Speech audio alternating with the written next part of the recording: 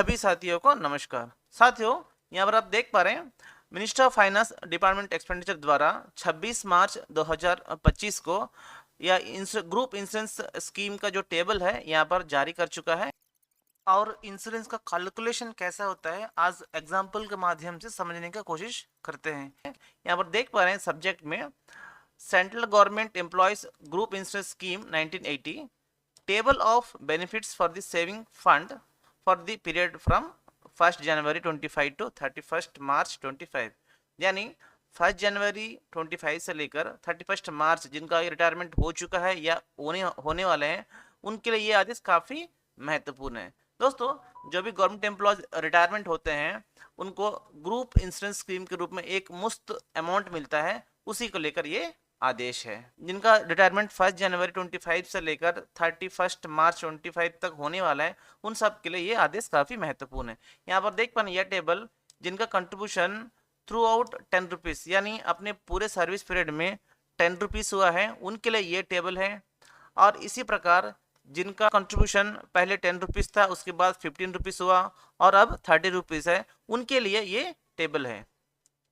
यहाँ पर देख पा रहे हैं 1982 से लेकर 2025 तक ये टेबल है। आप सबको पता ही होगा जितने भी गवर्नमेंट एम्प्लॉयज़ हैं जिनका कंट्रीब्यूशन 15 रुपीज़ है उनको 1 यूनिट मिलता है, जिनका कंट्रीब्यूशन 30 रुपीज़ है उनको 2 यूनिट मिलता है।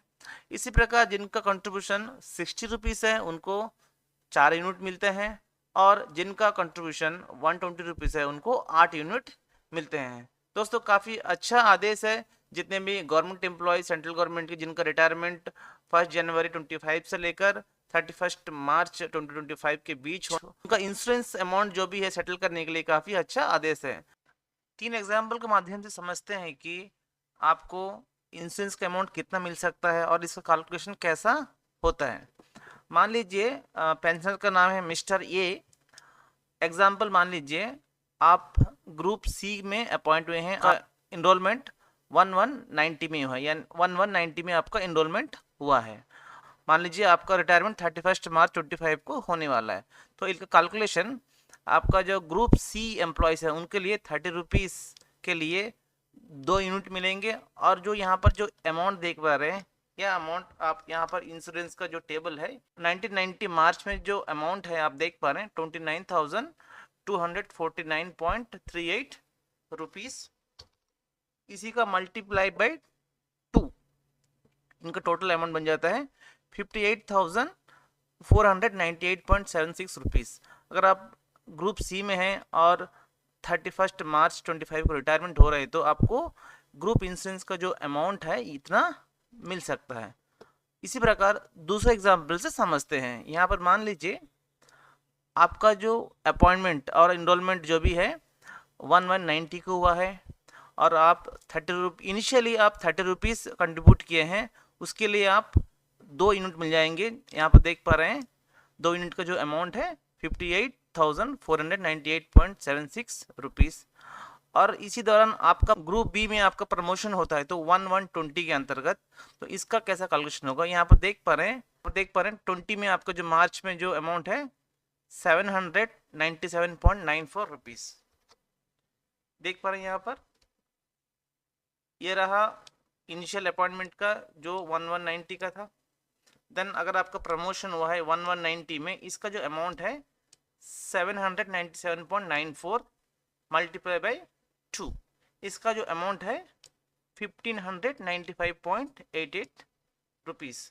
तो यहाँ पर देख पा रहे हैं इनका 2 यूनिट और यहाँ का 2 यूनिट यानी टोटल 4 यूनिट।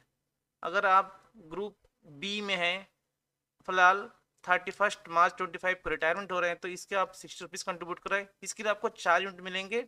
फर्स्ट जो कंट्रीब्यूट किए हैं उनका 2 यूनिट, उसके बाद आपका जो प्रमोशन हुआ है उसके बाद का 2 यूनिट, टोटल 4 यूनिट। 4 यूनिट का टोटल अमाउंट फर्स्ट वन और second one, total amount 60,094.64 rupees. इसी प्रकार एग्जाम्पल थर्ड में समझते हैं। मान लीजिए आपका ग्रुप सी में अपॉइंटमेंट हुआ और ग्रुप बी में प्रमोशन हुआ और ग्रुप ए में प्रमोशन हुआ, यानी आपको 2 प्रमोशन मिले।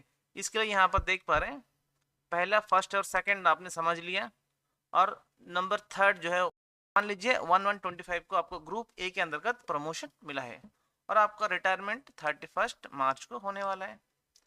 यहाँ पर देख पा रहे हैं जो अमाउंट 25 का, जो भी जनवरी 25 का जो अमाउंट है मार्च में 31.69 रुपीज़, 31.69 रुपीज़ का 4 यूनिट, यानी ग्रुप सी का 2 यूनिट और ग्रुप बी का 2 यूनिट और ग्रुप ए का 4 यूनिट, यानी टोटल 8 यूनिट्स। इसका टोटल कैलकुलेट बन जाता है 60,221.40 रुपीज़। उम्मीद है कि आप समझ गए होंगे कि इंश्योरेंस का जो भी अमाउंट है उसका कैलकुलेशन कैसा होता है। इसको लेकर आपके मन में कोई भी सवाल है तो कमेंट जरूर करिएगा, मैं कोशिश करूंगा कि आपका जो भी सवाल है उसको सॉल्व करने के लिए। दोस्तों, गवर्नमेंट एम्प्लॉय से रिलेटेड अपडेट न्यूज़ के चैनल को सब्सक्राइब कर लीजिएगा। मिलते हैं अगले अपडेट न्यूज़ के साथ, तब तक के लिए नमस्कार।